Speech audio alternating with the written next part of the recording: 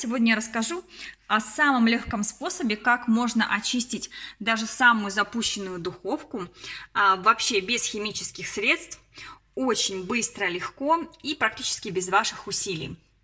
У меня духовка очень запущенная. Подпоследок я еще готовила котлеты в собственном соку. Мой самый любимый рецепт. Кому интересно, ссылочку я размещу под данным роликом. Перед тем, как рассказать непосредственно про метод, скажу сразу, что дверцу духовки на многих современных духовках можно снять. Здесь есть специальные защелки, совсем они маленькие, здесь на них нужно просто нажать с обеих сторон. Возможно, у вас будет немножко другая модификация, защелка с другой стороны. Желательно, чтобы один человек одновременно нажимал, а другой, открыв духовку под 45 градусов, вытаскивал дверцу на себя. Имейте в виду, дверца тяжелая, заранее подготовьте место, куда вы положите, чтобы случайно ее не ударить, не повредить. Ну, а теперь сам метод. Он невероятно прост.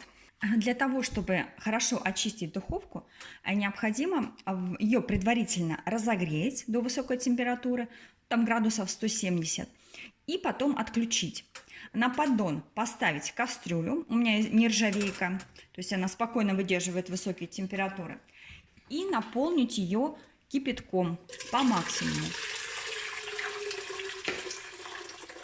И потом необходимо закрыть духовку и оставить ее в таком состоянии приблизительно на 16-18 часов. За это время весь нагар, который есть в духовке, он откиснет и даже начнет капать.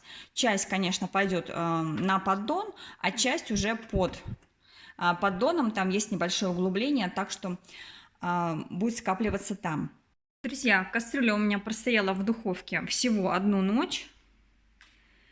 Все очень хорошо вспотело, скажем так. И я вот здесь вот уже пальцем один раз провела. Посмотрите.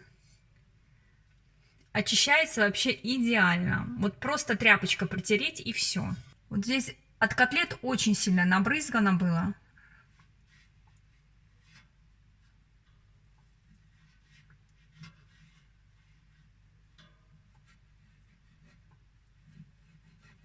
Просто если потереть пальцем. Посмотрите, как здорово все очищается.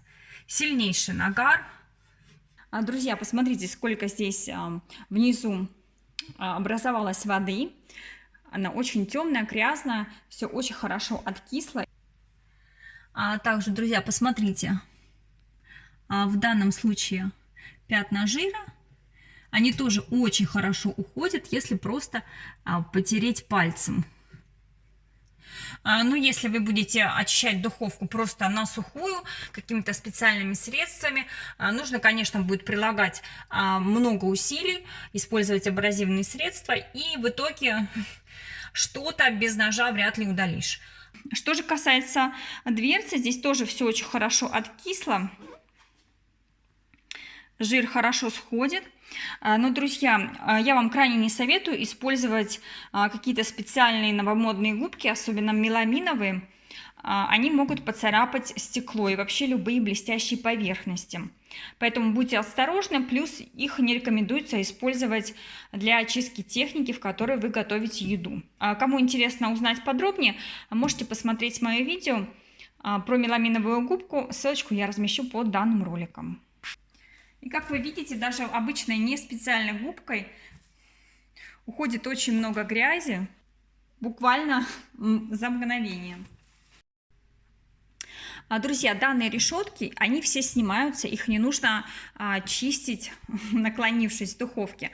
Немножко приподнимаете и убираете. И все, и спокойно можно под проточной водой тряпочкой протереть решетку, так будет просто удобней. Я возьму обычную вот такую губку, она у меня уже довольно-таки затертая, я пользовалась содой, и с помощью соды я просто беру остатки жира. Немножко на губку, и можно протирать.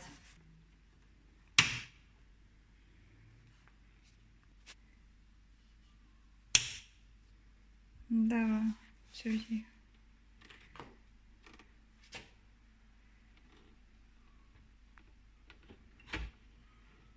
Теперь духовка без двери. Очень удобно чистить. И можно завершить уборку. Ну вот дверцу я положила отдельно на диван. Ну вот, посмотрите результат, который получился. Буквально я расквасила духовку и протерла тряпочкой. То же самое и с дверцей. Ну, на этом, друзья, у меня все. Я с вами прощаюсь и до новых встреч!